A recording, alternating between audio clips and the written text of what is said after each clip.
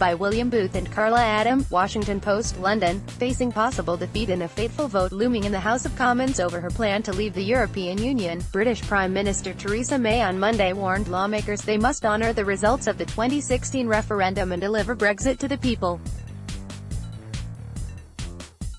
In a speech delivered to workers at a British pottery manufacturer in the town of Stoke-on-Trent, where two-thirds of the voters cast ballots to leave the European bloc, May told the rebels in her own Conservative Party that they faced a stark choice: either accept her imperfect but doable deal or cut ties with Europe with no deal at all, an option now favoured by many of her fellow Tories, but which economists predict could inflict chaos and financial pain.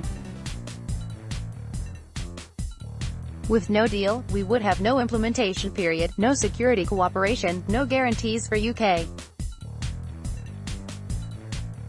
citizens overseas, no certainty for businesses and workers here in Stoke and across the UK, the Prime Minister said. Just an hour after her remarks, one of May's Conservative Party whips in Parliament, Gareth Johnson, whose job it is to wrangle votes for Prime Minister's agenda, abruptly resigned. Johnson said he could not support May's half-in, half-out compromise deal, which he claimed prevents us taking back control and instead could leave us perpetually constrained by the European Union. He was the 13th member of May's government to quit over Brexit. On the eve of Tuesday's vote in the House of Commons, lawmakers remained deeply unhappy with the terms of withdrawal agreement May spent 2 years negotiating in Brussels. The opponents, led by former Foreign Minister Boris Johnson and former Brexit Secretary David Davis, say May's accord condemns Britain to be a vassal of Europe, taking laws, but not writing them. The Eurosceptics argue that the 585-page withdrawal agreement keeps Britain too closely aligned with European tariff rules and customs regulations and forestalls bigger, better trade deals around the world. President Donald Trump has warned that May's deal might make it hard to forge a new trade accord with the United States. The U.S. ambassador to Britain, Woody Johnson, suggested the same, saying a quick, massive, bilateral trade deal would be blocked by May's deal. The British Prime Minister, blindsided by Washington, responded by saying she didn't agree. Before making any new deals, May has struggled to extricate Britain from the EU. She has steadfastly argued that critics like Johnson and Davis may complain all they like, but they could never get a better offer. During a speech to Parliament Monday, May urged skeptical lawmakers to think again. Whatever you may have previously concluded, over these next 24 hours, give this deal a second look, May said. No, it is not perfect. And yes, it is a compromise, she said. But when the history books are written, people will look at the decision of this House tomorrow and ask, did we deliver on the country's vote to leave the European Union?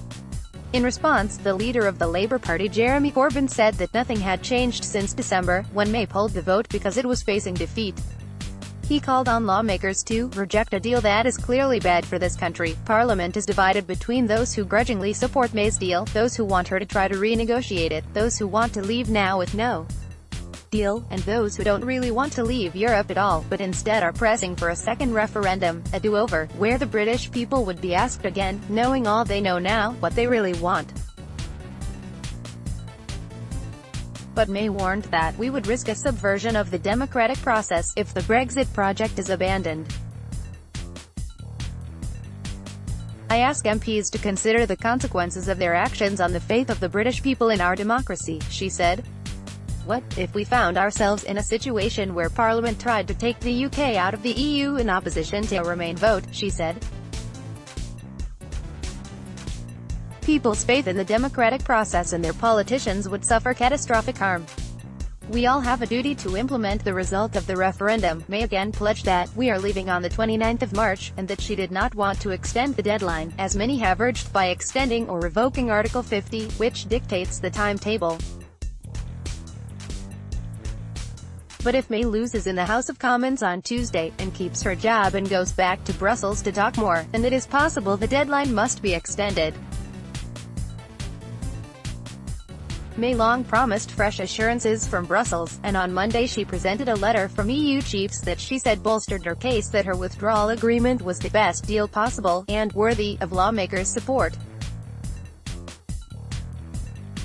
In their 5-page correspondence, European Council President Donald Tusk and European Commission President Jean-Claude Juncker stressed that, "We are not in a position to agree to anything that changes or is inconsistent with the withdrawal agreement." But they did address the thorny issue of the Irish backstop, a guarantee that seeks to ensure that there is no hard border on the island of Ireland. Many of May's critics fear that it could lead to Britain permanently trapped in an EU customs union. Tusk and Juncker wrote that they did not wish to see the backstop enter into force, which would represent a suboptimal trading arrangement for both sides. They also said that the EU would work, as quickly as possible, to strike a new arrangement with Britain that would mean the backstop wouldn't kick in. May said that the letters she and the EU leaders exchanged have legal force, and make absolutely clear the backstop is not a threat or a trap. But the note didn't quiet May's critics, who said that the assurances were vague and didn't go far enough, that essentially the letter was a nothing burger. The letter certainly isn't legally binding, Nigel Dodds, deputy leader of the Democratic Unionist Party, told BBC. The Prime Minister is going to struggle to justify what the delay was about. The DUP is a Northern Irish party that props up May's minority Conservative government. The Fish leader said she knew the letters do not go as far as some MPs would like, but added, "I am convinced that MPs now have the clearest assurances that this is the best deal possible and that it is worthy of their support."